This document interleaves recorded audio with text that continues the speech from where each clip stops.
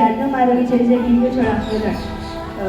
ભારતને નેતાઓને મનાવી લેતા બ્રિટિશ સરકારે ઈસવીસન 1942માં 30 મિશનની ભારતની પ્રજામાં અસંતોષ વધતો જ ગયો।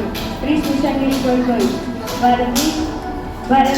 અંગ્રેજ સરકાર અને ભારતની પ્રજા વચ્ચે અસંતોષ વધતો જ ગયો। કોંગ્રેસમાં મળેલી મહાસમિતિમાં નેતૃત્વ ગાંધીજી 8 ઓગસ્ટ 1942ના રાતે ગાંધીજીએ અંગ્રેજ સરકારને હિન્દુ છોડ આંદોલનનો ઠરાવ પસાર કરવામાં આવ્યો હતો।